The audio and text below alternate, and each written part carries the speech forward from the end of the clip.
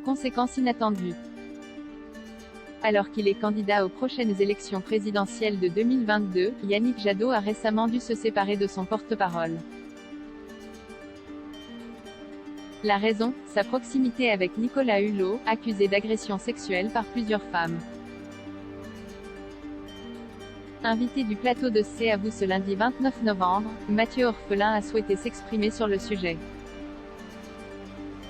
L'ancien porte-parole de Yannick Jadot a été très transparent concernant ces accusations. Je n'étais au courant de rien, a-t-il d'abord expliqué avant d'ajouter, je le redis mais les témoignages, je les ai découverts en même temps que tout le monde. Alors que Anne-Elisabeth Lemoine lui demande comment il aurait réagi s'il avait été informé de gestes déplacés, il a affirmé « Évidemment que je n'aurais jamais couvert de tel agissement ». Par la suite, il a expliqué qu'il voyait Nicolas Hulot comme quelqu'un qui, effectivement, était séducteur et dragueur. Selon les propos de Mathieu Orphelin, il aurait parfois été témoin de drague lourde mais jamais je n'ai, et je ne dis surtout pas que ça n'a pas existé, rien vu d'alarmant. Il précise ensuite que ça aurait changé mes rapports avec Nicolas Hulot, a conclu Mathieu Orphelin. Il ne s'y attendait pas. Ce week-end, Mathieu Orphelin a appris qu'il était évincé de la campagne de Yannick Jadot. Un communiqué publié par l'AFP expliquait qu'il avait été mis en retrait de ses responsabilités, à cause de sa proximité avec Nicolas Hulot. Les nouveaux témoignages à l'encontre de Nicolas Hulot alimentent plein d'interrogations depuis quelques jours sur l'état de la réalité de ce que savaient les proches de l'ex-animateur et ex-ministre, avait précisé Mounir Satouri.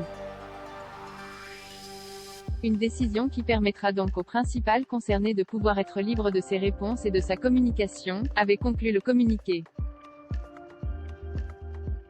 Sur le plateau de C'est à vous, Mathieu Orphelin a déclaré « Je refuse de payer pour quelque chose que je n'ai pas fait ». J'ai eu un échange quelques minutes avant que le communiqué parte à l'AFP avec Yannick Jadot. Il m'a dit ne pas remettre en doute ma parole, il sait que je n'étais pas au courant, a-t-il assuré. Par la suite, il a indiqué n'avoir appris la nouvelle qu'une demi-heure avant que la décision ne soit publiée et je n'ai pas pu m'expliquer, a-t-il conclu. Nicolas Hulot, fait-il l'objet d'une enquête? Ce sont 6 femmes qui ont accusé Nicolas Hulot d'agression sexuelle pour des faits qui se seraient déroulés entre 1989 et 2008.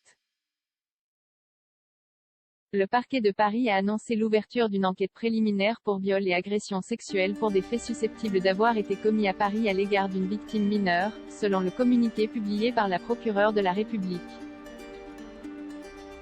Les investigations ont été confiées à la brigade de protection des mineurs de la direction régionale de la police judiciaire. De son côté, Nicolas Hulot a affirmé être anéanti par ces accusations.